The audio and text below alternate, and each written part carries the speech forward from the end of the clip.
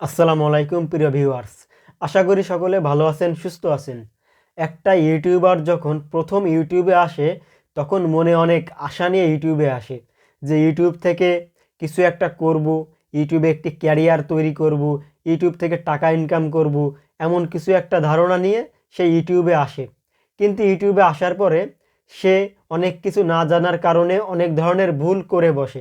আমি এমন কিছু ভুল করেছিলাম যার কারণে আমার 2000 সাবস্ক্রাইবের চ্যানেলটি মনিটাইজ হয়নি এবং সেটি নষ্ট হয়ে গেছে।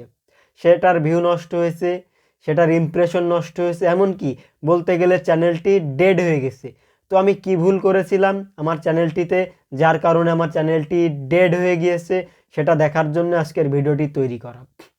দেখেন, যখন আমরা নতুন ইউটিউবে আসি তখন আমরা অনেকেই ইউটিউবের গাইডলাইন্স সম্পর্কে জানি না। গাইডলাইন্স না জানার কারণে, সেটা অজানা থাকার কারণে আমরা অনেক ধরনের ভুল করে থাকি। যেমন আমরা বিভিন্ন স্পামিং করে সাবস্ক্রাইব গেইন করতে চাই। তো আমি প্রথম যে ভুলটা করেছিলাম সেটা হচ্ছে আমার 3-4টা জিমেল অ্যাকাউন্টের মাধ্যমে আমি নিজের অ্যাকাউন্ট নিজে সাবস্ক্রাইব করেছিলাম। এটা ছিল আমার প্রথম ভুল। তারপরে আমার যেই ভুলের কারণে অ্যাকাউন্টটি সম্পূর্ণ নষ্ট হয়ে গিয়েছে সেটা হচ্ছে আমি অন্যের ভিডিওতে কমেন্ট করেছিলাম বা বড় ইউটিউবার তাদের ভিডিওর নিচে কমেন্ট করেছিলাম সাব ফর সাব, অর্থাৎ সে যদি আমাকে সাবস্ক্রাইব করে আমিও তাকে সাবস্ক্রাইব করব। এই ভুলটা করার জন্য আমার চ্যানেলটি মনিটাইজ নষ্ট হয়ে গিয়েছে এবং আর কখনো আমার চ্যানেলটি চলবে না, যার কারণে নতুন আরেকটি চ্যানেল আমাকে খুলতে হয়েছে। আমার এই সাব ফর সাব এটার জন্য আমার চ্যানেলটি নষ্ট হয়েছে। আপনাদের এটা জানিয়ে রাখলাম, আপনারা এই ভুলটি করবেন না। ইউটিউবের সম্পূর্ণ গাইডলাইন্স আপনারা যদি না জেনে থাকেন অবশ্যই গুগলের মাধ্যমে এবং অনুবাদ করে অবশ্যই দেখে নেবেন, না হলে আপনার কষ্টের চ্যানেল, আপনার শখের চ্যানেলটি খুব দ্রুত নষ্ট হয়ে যেতে পারে। কষ্ট করে কাজ করছেন, যদি কষ্টের ফল না পান তাহলে কেমন লাগবে? তো এগুলো করার আগে অবশ্যই আপনারা ইউটিউবের গাইডলাইন্স জেনে নেবেন।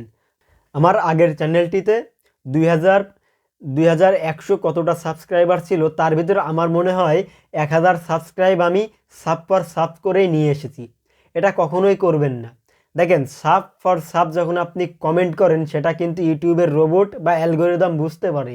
আমরা মনে করতাম কি হবে, কিছুই হবে না, কিন্তু যখন আমার চ্যানেলটি নষ্ট হয়ে গেছে তখন বুঝতে পেরেছি কী হবে।